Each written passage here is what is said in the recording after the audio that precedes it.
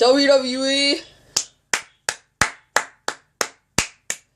I don't have a hat on right now, but if I did, I would tip my cap to you.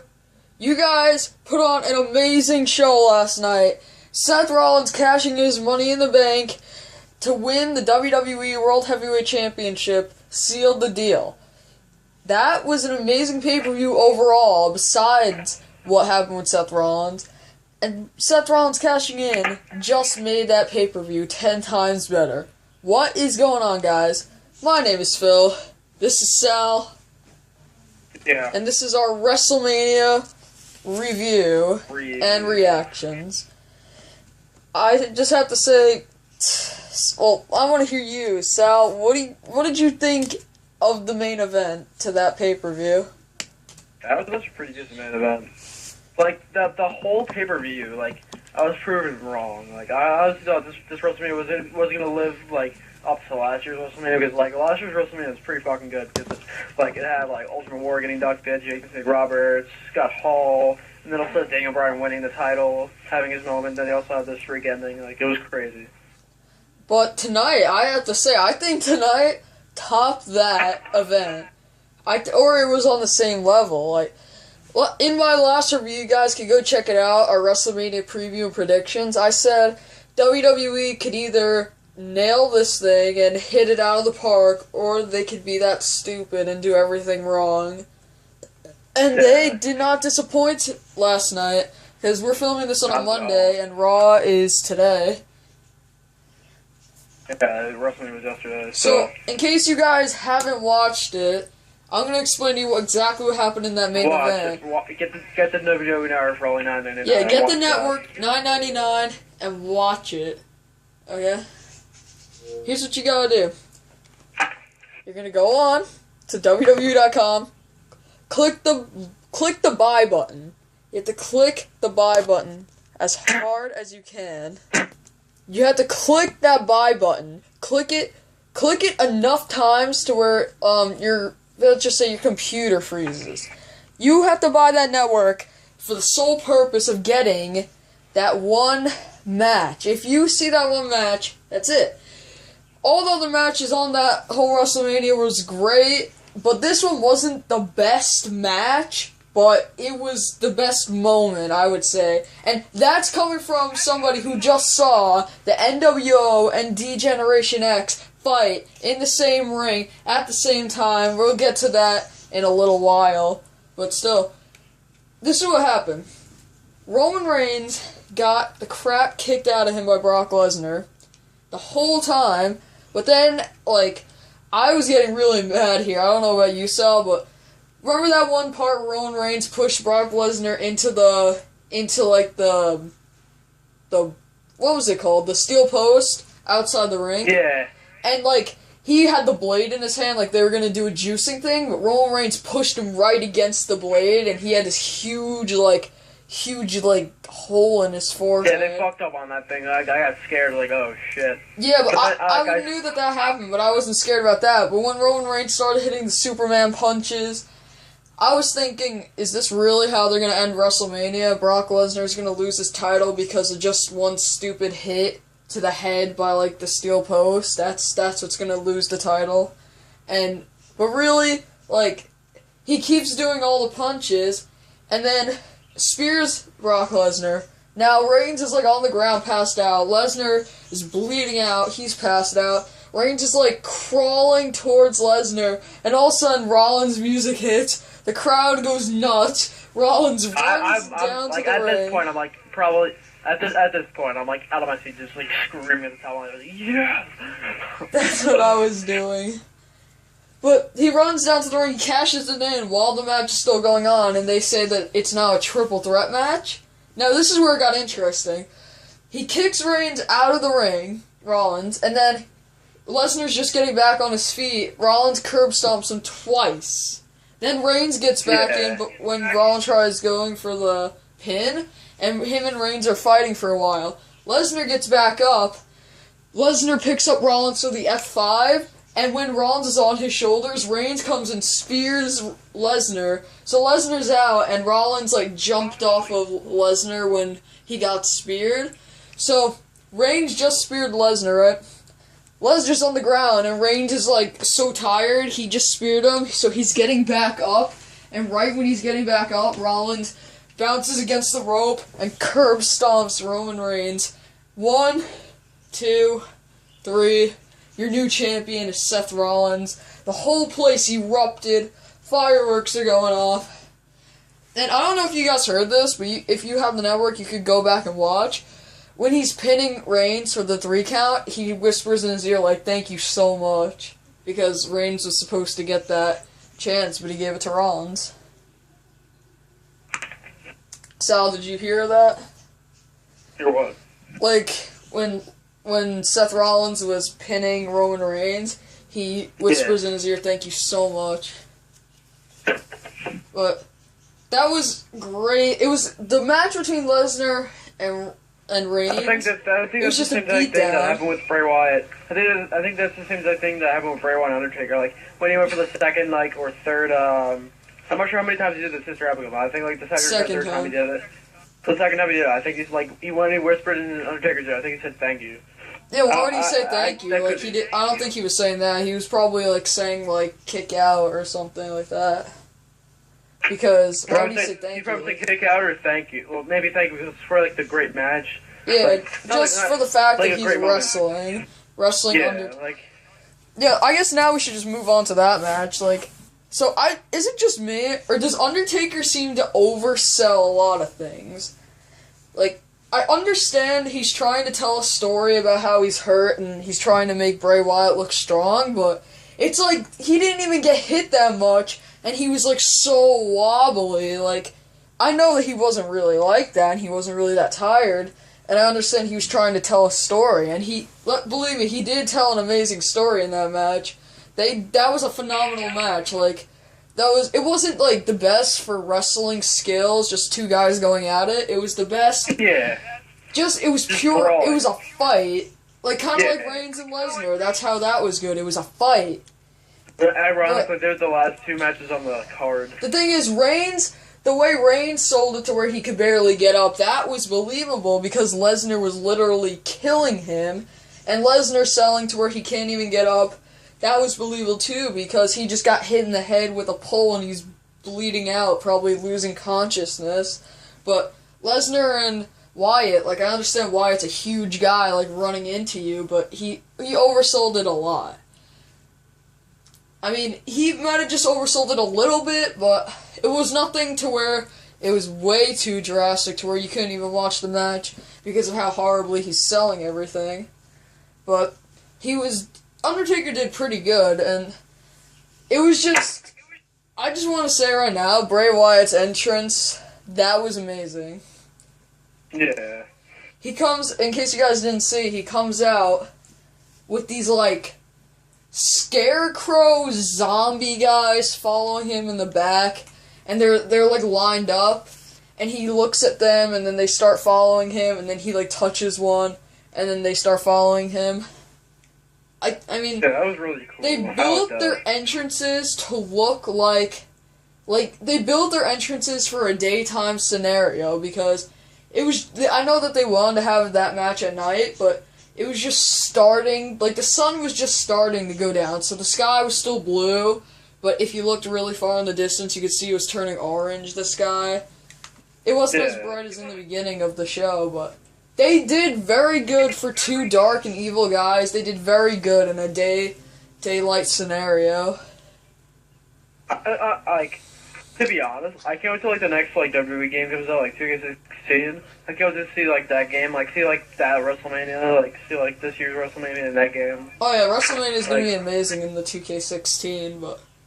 Yeah, WrestleMania 2K16. Alright, so, basically, like, I just can't wait to, like, see that, WrestleMania 31 in the 2K16. I know, that's good. It's going to be an amazing arena, and also, like, since we're talking about what's going to be in 2K16, Undertaker is going to have, he's going to have a new attire in that game, I guess, because tonight he came out with, like, his biker gimmick. He actually had hair tonight, and I love Undertaker when he has hair. I can't stand a bald Undertaker, like, even if he has short hair, long hair, medium hair up to like his shoulders, I don't care. I want to see Undertaker have hair. And tonight, he had like really, really short hair. But, I mean, it was still hair. He looked cool. He had like the leather pants with a belt on. He had like the straps on. He looked good. But yeah, I think Undertaker looks amazing right now. Like, he looks better than he did last year. What do you think? Yeah, I was about to say, yeah, Undertaker coming back, I don't think he needed to, but like I know he really wants to still wrestle, though. Like, it's still in him. Like, him, he can still go. He can still go next year and like wrestle Sting next year. I mean, I think he can do it, and Sting, he could obviously still do it. Obviously, he could still do it. Alright, I think now we should move into that match, Sting versus Triple H. So, let me just say this right now. This match was amazing. Like, a 10 out of 10 classic, 5 stars. Like, this was basically almost all of those matches were classics, like 5-star classics. Even the pre-show matches were. Yeah, even the only thing I'll Andre John more about overall. We'll get to that later, but with this match, Triple H versus Sting. So let me just say this. First, he has Sting's entrance. He comes out with like this Japanese like band playing. It was like looking like he was about to come out with like to do Mortal Kombat or something. Like one of those like entrances you would see in like Mortal Kombat. It was amazing. But then Triple H's entrance. First they show a video package of like I don't even know what it was. It was like a city. Yeah, it was like the city. Then they showed the San Francisco Bridge, and then all of a sudden it's like. It starts like buzzing out kind of, and like the screen turns fuzzy, and then also it was to be honest, I honestly thought that was a commercial. Yeah, I thought I was like, or wasn't Triple H just supposed to come out now? But then they show like the screen turns fuzzy, and then it's like a computer screen, and like it's saying like looking for target, and then they're showing like the audience and stuff, but like and zooming in like one of those like 1980s like scanners. Looking for like something like the army would use, and it was like looking, and then it was looking more, and then it says like it zooms in on Sting inside the ring and says target identified, like, and it was like rolling through like John Cena, Dean Ambrose, like rolling through a bunch of superstars, and it lands on Sting. It says target identified, hostile, and then all of a sudden Triple H is on the stage, and he comes out of this like trap door. Surrounded by, like, skeletons and, like, all these cool things from the Terminator. Like, it was a Terminator-themed entrance, so... Yeah, because he inducted Arnold Schwarzenegger. Yeah.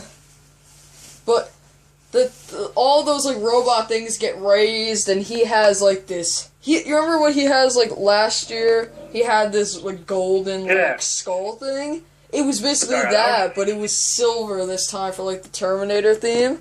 And he gets raised all the way to the top, and there's just, like, this godly music playing. And then there's smoke and everything, and the trapdoors are, like, 10 feet in the air. And, like, he's surrounded by all of these, like, Terminator skeleton guys. And then they switch to the screen. It's Arnold Schwarzenegger in, like, a room with, like, sunglasses on. He says, like... So you could do the Arnold Schwarzenegger impression, say what he said. But what did he say? He said, when it's Wrestlemania time, it's time to play the game. When it's Wrestlemania time. Nah, fuck, no. Nah, that was bad. Alright, do it again. Arnold, when it's Wrestlemania time, time to play the game. Yeah, basically, he says that, and then the whole crowd starts popping, and then they play Triple H's theme, like time to play the game. Arnold, time to break your fucking back now. Do it. Okay, chill, Arnold. Chill, Arnold. So then Triple H, he gets handed by what do you call it, like the staff and the security? He gets handed these skulls, and he's holding Terminator skulls. Yeah, while they take off, like, his head and stuff. Cool. That was fucking cool. And he comes down to the ring, and I was like, oh my gosh, how could they make him lose after an entrance like that? But basically, they're going back and forth. It wasn't the best match, but it wasn't the worst. But Sting is doing amazing considering his age. I mean, you can have a fucking amazing entrance. You can come through the fucking zipline like Shawn did at fucking WrestleMania 12. Like, for his Iron Man match against Bret Hart. And you can fucking lose. Like, I know. But, like I was saying, so basically Triple H and Sting, they're having a really good match. And Triple H, like, goes to the pedigree, Sting kicks out, all that good stuff. But then Sting gets the Scorpion Deathlock in. But before I continue with the story, I just want to say, that Scorpion Deathlock doesn't even look bad. Like, he's just crossing his legs and bending his knees, and, like, anybody can do that. He's always bad at that, like, the Scorpion Deathlock. I want him to, like, put someone in the Scorpion Deathlock and really, like, bend them back. Like, you could see they're like when Bret Hart puts someone in a fucking sharpshooter, you always know that shit hurts. Honestly, like, it would hurt if anybody got put in the sharpshooter. I could take a Scorpion Deathlock and sell it like Triple H did. It's just that it doesn't look good. It doesn't look good. Oh yeah, but basically, so Triple H is in the Scorpion Deathlock, and he looks like he's about to tap. It never did look. Every time he did that shit, it never looked good. What? I mean, yeah, like, the Scorpion Deathlock never looks good, but I thought he was going to be able to fix it by now, but he hasn't. Oh, yeah, but so Triple H is about to tap out, and all of a sudden, you hear D-Generation X's music go off, and I was like, what the hell is this? Billy Gunn, Road Dogg Jesse James, and X-Pac come out, and they surround. Yo, I jumped out of my seat when I heard D-Generation X. I was like, what the fuck? What is going on? So basically, D-Generation X is now surrounding the ring. Triple H is now has an advantage, and all of a sudden, you hear the NWO's theme music. Out comes Hogan, Nash, and Scott Hall. Crazy. I was like, oh my gosh. And then they come down to, like, the ramp, and then the NWO and D-Generation X start attacking each other and start fighting with each other. I was marking out. I was screaming like a little girl. I jumped out of my chair. Just, like, jumping around with joy. Honestly. They kept... I just want to Finally, say, like, NWO Scott Hall... fucking DX. Dude, Scott Hall went for, like, this... He went for the Razor's Edge, but then they, like, I think it was Road Dogg or someone, like, pushed him up, and he took like a reverse powerbomb, like, suplex, I think that's what it's called. But I can't believe... he took a backdrop. He took a backdrop. Yeah, a reverse suplex backdrop, basically. No, it's not a reverse suplex backdrop, it's just a backdrop. Yeah, well, alright, he took a backdrop, and I can't believe he was, like, one of the only guys that was taking bumps. Like, Nash took a bump, but... I mean, they're pretty fucking old, though. Like, they could still fucking take Billy Gunn, though. Billy Gunn's, like, the youngest out of all of them. Like, when Kevin Nash, like, knocked out Road Dogg, he ran at Nash, jumped in the air. And yeah, I saw that. Like, I remember this one pay-per-view. It was so funny. Like, Billy Gunn runs in the ring. He slides in the ring, and he slides so far that he almost slides completely out of the ring on the other side. It was... I forgot which one it was, but it was like a 1990... I think it was 1998 pay-per-view. I don't know. But, anyways, so they're now D-Generation X and NWO are fighting, but eventually they stop fighting and they get to, like, a corner. And then Sting puts in the Scorpion Deathlock again, and then all of a sudden, out of nowhere, Shawn Michaels comes out of, like, the crowd or the under the ring or something, and sweet chin music, Sting. I was like, oh my gosh, where did he I went from? Crazy. That's when I went crazy. And then Triple H pins him, and he still kicks out of that. And then... That had my whole childhood. My whole childhood in one match. So now they're all, like, down on the ground. Triple H is crawling towards DX. Sting is crawling towards the NWO. The NWO hands him a bat. The G-Generation X hands Triple H a sledgehammer. And they're having, like, a lightsaber fight, kind of, with it. But then when Triple H goes to block Sting's bat attack, Sting, like, swings the bat down at Triple H, or Triple H blocks it with the sledgehammer, but it breaks, like, the wooden handle of the sledgehammer in half. It was so crazy, and, like, it was like a mark out. I feel like that sledgehammer is, like, meant to break, though, like, because they cut clean in half. If you remember, like vividly. I remember vividly. That shit broke clean in half. I know, of course it was meant to break, but still. I'm just saying that was a cool moment, though. it was a cool moment, though, but, like, that shit, like, you can't possibly take a wooden, like, a bat and, like, cut a fucking sledgehammer in half. I mean, you could, but it's not going to take only one hit. I mean, not cleanly in half, like, Sting fucking did it cleanly in half. But after that... That shit was crazy, though. That was crazy. After that, Sting hits the Scorpion Death Drop, and Triple H still kicks out of that, and then they're going back and forth. I remember when Hulk Hogan did the DX chop to Triple H. Oh yeah, that was funny. They're like taunting each other, basically. Pretty much. But then, they're slugging now, so they both kick out of each other's finishers, everybody's going crazy, and eventually Triple H gets the upper hand, hits the pedigree, and Triple H wins by pinfall. Then after the match, they shake hands, and everything seemed to be cool between the two factions, and that was an amazing moment to me. Yo, that had, like, DX, Triple H, Sting, and NWO in that whole thing. And also, I was really pleased with the Rollins-Orton match. That finish, though. It was the second match on the card, and basically... Alright, I'm just gonna tell you guys, it was a great match with all cool spots. You know how Rollins and Orton could really work, but right at the end, this is what happened. Rollins goes I don't know. I can imagine how many fucking times they tried to do that exact thing. I know, and they worked spot on. Basically, Rollins goes for a curb stomp, and, like, Randy Orton is, like, bent over. This proves that fucking WWE doesn't even fucking need CM Punk. Fuck CM Punk. Dude, CM Punk had nothing to do with this. They had nothing. I know. This is why we don't. CM Punk wasn't that one pointless match. CM Punk was in that one pointless match with Paige against the Bella Twins, and he made Nikki Bella tap out. Shut up! That's ideally shut up. Oh yeah, we just told you the results right there. That the match that nobody really cared about lasted under 10 minutes. So yeah, AJ and Paige beat the Bellas. Oh yeah, but let me get back. So AKA piss break. Yeah, I took a snack break, but still.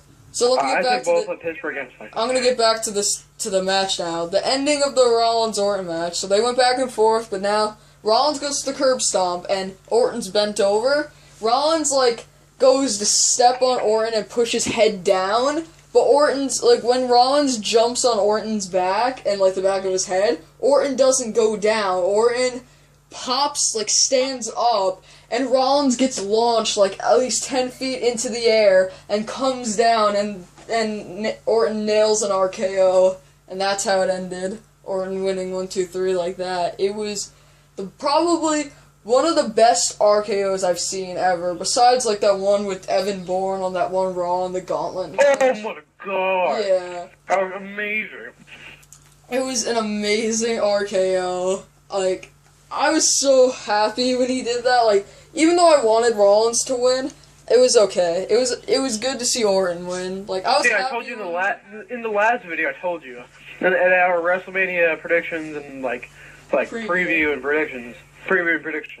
I told you, no matter what, if Seth Rollins wins or loses, he's still gonna cash it. And I said it, and he did, and he won. So, other than that, Daniel Bryan, he's your new Intercontinental Champion. That match was also fucking amazing. Yeah, if you want to go back and watch, if you want to go back and watch 3 matches that you can't miss, like, you can't miss, it would be the main event, it would be this match, the Intercontinental Championship match, and it would be the Wyatt vs. Undertaker match.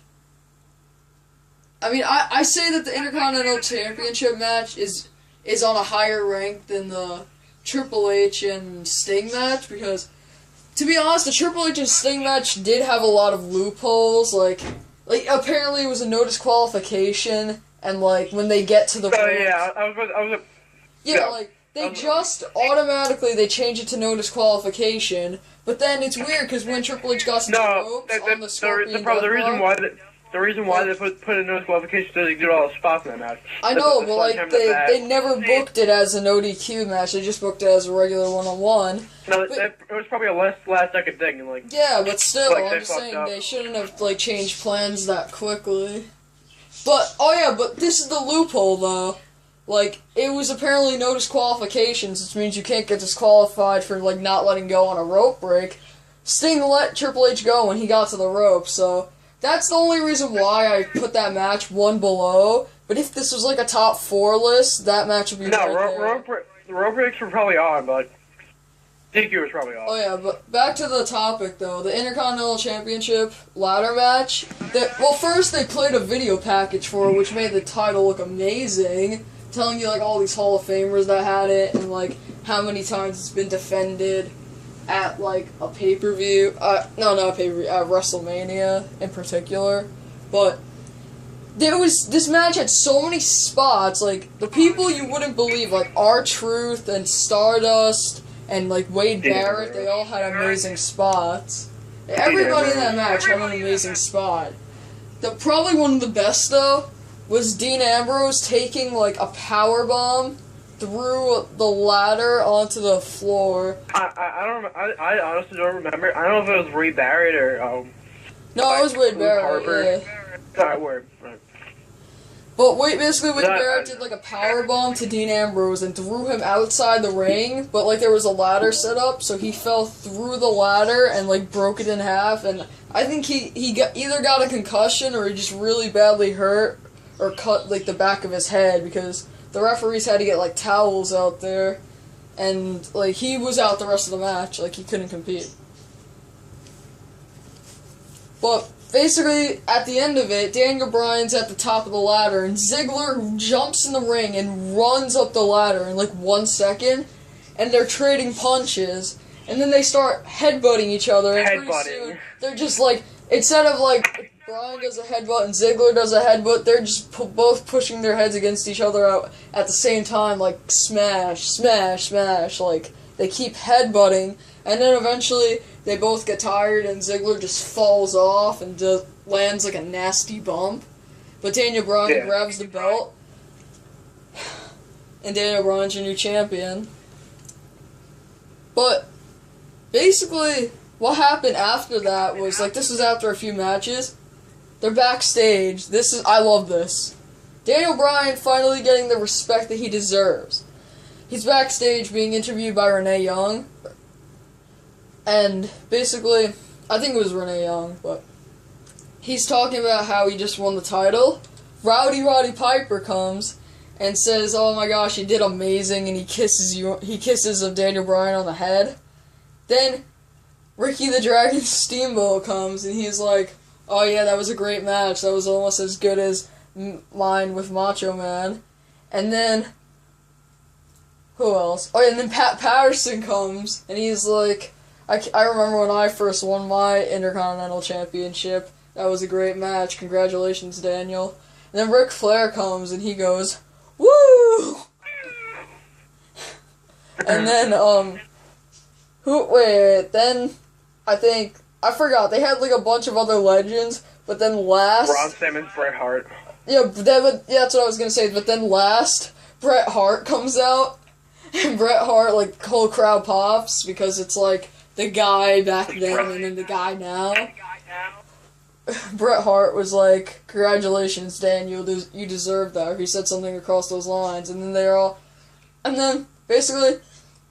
Bret Hart says, "I have one word that's going to describe this whole thing," and then they all just start chanting, "Yes! Yes! Yes!" But then here comes Ron Simmons, and everybody gets quiet, and then he screams, "Damn!" Like, that's just like the ongoing gag with Ron Simmons. Yeah, that's him now. That's him until he dies. He's gonna be buried with a damn shirt on him. Basically. But then after he says "damn" and he leaves, everybody just starts chanting yes again, like all the legends. It's the same thing with JR. It's the same thing with JR and his cowboy hat. He's gonna be buried with that fucking thing. Yeah, but that was a good WrestleMania though, like a good WrestleMania like moment.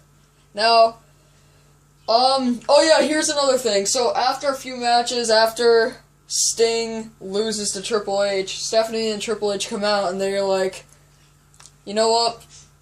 You guys broke an attendance record at this, like the Levi Stadium. I think it was 76,976 people. Am I right?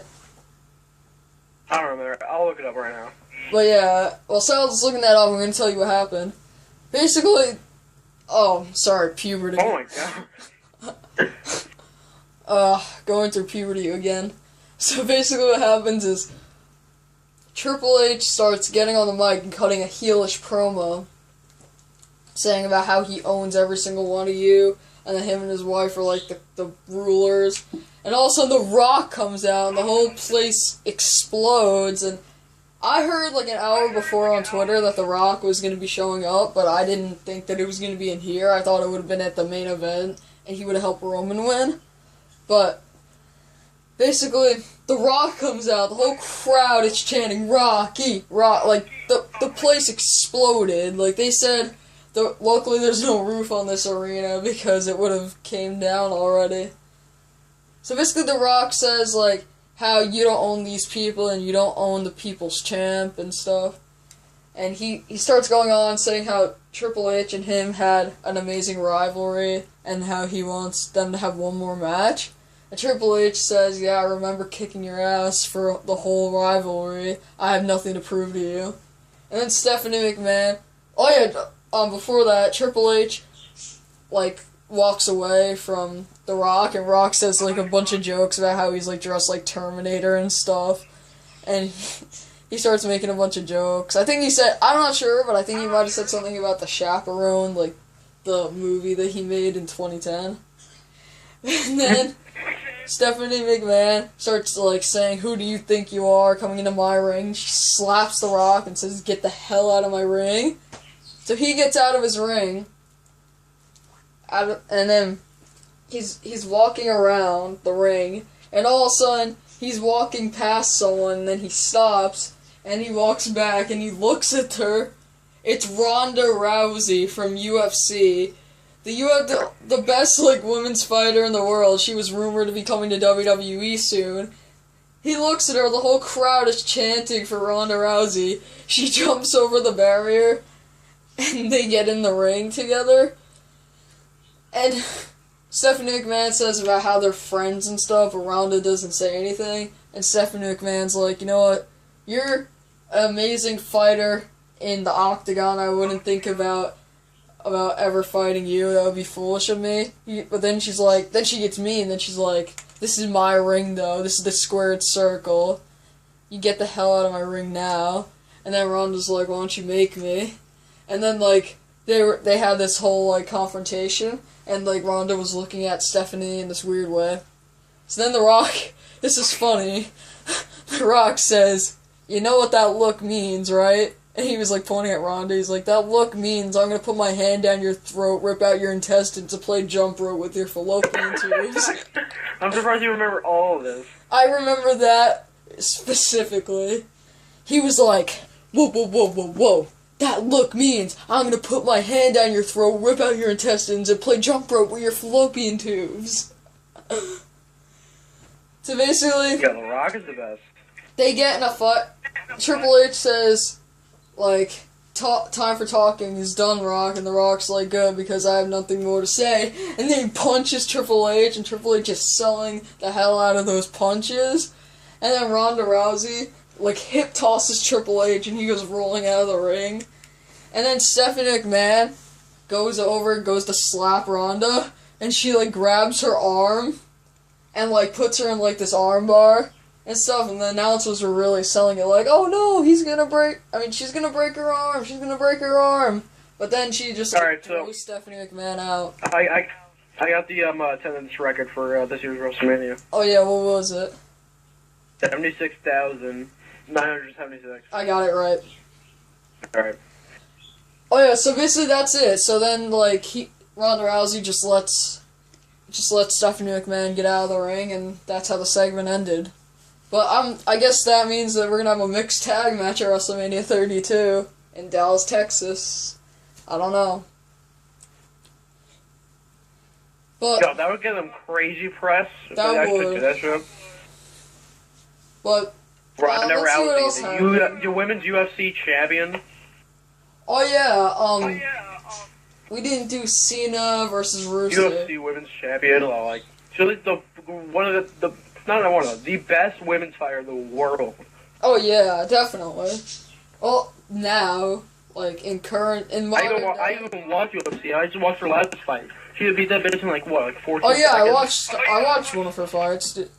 I mean, I don't watch UFC a lot, but I watch it sometimes, and like my cousins are really big on that, so they order the pay-per-views, and I saw her fight. She kicks ass.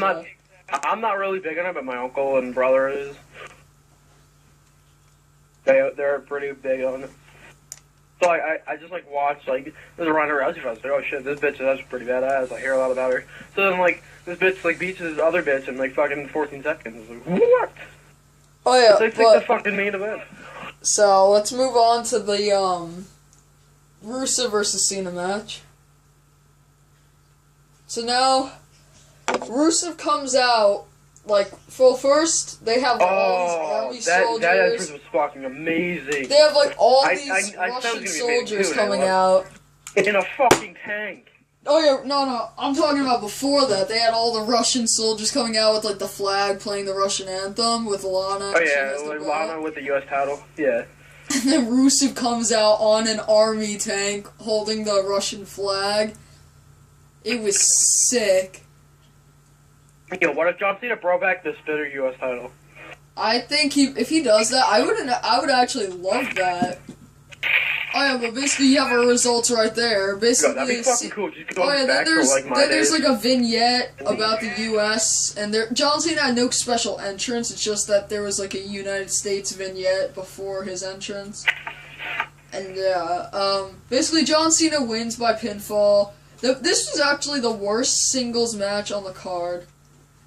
I actually like that match. I mean, the match was that just proves how good this WrestleMania was. It wasn't even a bad match. Like it was a 2.5 star, 3-star match kind of, and it was the worst match on the actual show, not the pre-show. No, the Divas match. Oh yeah. Alright. Well, see, that's how bad the Divas are. I don't even count them. Like I'm talking about the male competitors. Like it was just. The pay-per-view was so good that was the worst match, and it was a 3-star or 2.5-star match. But Cena wins by pinfall. I wasn't mad, just that I don't know why they spent all this time building Rusev up as this huge, like, undefeated star if he was just gonna lose to Cena. No, because it's reasonable, because he beat him at Fastlane. I know, but I'm just saying, like, if they were just gonna have Rusev lose, like, to Cena, I don't see what the point was. Like, you wouldn't want him losing a fucking Payback.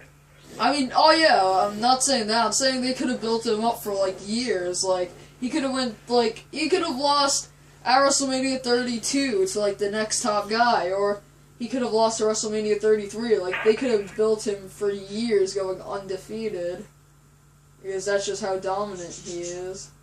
And, like, I thought that was something special. Doesn't take away the fact that he's dominant as fuck. Like, he can still fuck up people. Oh, yeah. Well, now it just depends on how WWE books him, now that he doesn't have that belt and John Cena's the new United States champion. I mean, he could easily get that shit back. Or he can easily fucking... He could be facing Daniel Bryan for the IC title. I mean, I think that eventually, like, at SummerSlam, they're gonna have a Cena-Bryan match, I think, to unify the belts, and that, I would love that. I want to see Cena-Bryan Part 2. But... At SummerSlam. Yeah. So basically, there you go, that's your WrestleMania, like, match card. Now, you want to just talk about the pre-show real fast? Yeah. Basically, this was, like, the best match on the pre-show. There was only 2 matches. The Fatal 4-Way elimination, not elimination, but the Fatal 4-Way tag match. That was amazing. It was basically just a bunch of spots, and that's all it was. It was the Los Matadores, the Usos, Tyson Kidd and Cesaro, and... Well, if you even count the Usos, I mean, like, Uso and fucking Naomi. Oh yeah, I forgot, what was the other team? Oh yeah, the New Day. The New Day. Is Cesaro and Kidd won? New Day sucks. Oh yeah. New Day sucks. I tweeted that, like, Xavier Woods tries to, like, get the support for the New Day, and he goes... And the whole crowd goes, New Day sucks! New Day sucks! New Day sucks! Like, I wonder how they deal with that shit, though, like, all the time. It's funny, but because Xavier Woods still, like, increases the chant, he still does the thing. Like, even though they're chanting that. Like, I wonder how he deals with that shit, though. Like if he gets aggravated about it. Like, I wonder if he does. That all started at the Royal Rumble. That all started at the Royal Rumble in Philadelphia when I was watching that match in the pre-show. Yeah, that's when they first started doing that. I mean, you weren't just one. Like, all other million subscribers to the WWE Network also. And, yeah, so Cesaro and Tyson Kidd won, and, it was just basically a spot fest. That's all it was, like, spots everywhere. No. Like, until Cesaro and Tyson Kidd and Natalya. Oh, yeah, and Natalya and Naomi got involved, and El Torito got involved. Like, Natalya put El Torito in the sharpshooter. I don't even know why. That was funny. That was funny, I'm not gonna lie, but I don't know why they did that. And this is the one match that I'm gonna complain about, and it was the Andre the Giant Memorial Battle Royal. Basically, the Big Show won, but let me tell you how that happened. The whole match, Big Show is eliminating young talents. Let me tell you this. The New Day throws Big Show over the top, and he's on the apron. All they have to do is, like, all run at him and, like, eliminate him. Kofi runs at him. Big Show grabs him by the neck, pulls him over. Then Big E runs at him.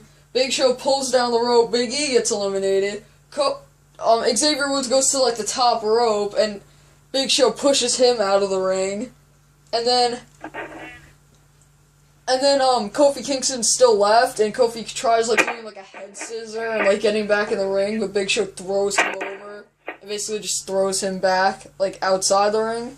So Big Show eliminates all New Day. He eliminates Cesaro, like, right near the end. He eliminates Hideo Itami from NXT, or Kenta, which everybody, like, wanted him to stay in. He was getting chanted so much. I forgot who else Big Show eliminated, but he eliminated, like, so many young talents. He eliminated Kenta, all the New Day, Eric Rowan, I'm pretty sure. Yeah, he eliminated Eric Rowan. He eliminated Mizdow right at the end, but, alright, let me just tell you, before I get to, like, the very end, I'm just gonna tell you a few cool spots. Just another thing, Big Show eliminated the Ascension, I remember that. Yeah. So basically, like, the cool things was Bo Dallas, like, eliminating somebody, and then he's like, I did it! Yeah! And he gets out of the ring, and he does a victory lap. That was funny. He does a victory lap around the ring, and then he gets back in, and, like, I think Big Show threw him over, too. But somebody threw him over, and... It was Kenta. And then, the first match of the... not the first match, right when the match started, everybody started fighting each other, and Curtis Axel just screams, wait, and everybody stops fighting and looks at him, and he rips his Axelmania shirt like that really got me mad. He's the fucking son of Kurt Hennig, and, like... I know, but it was a funny moment just to see everybody looking at him, like, look at this moron, and they all pick him up. I swear, he has to be, like, 10 feet or, like, 8 feet in the air because he's being held up by everybody in the whole match. And they bring him to one side, and they bring him to the other side, and eventually they just throw him up in the air and, like, throw him on the ground.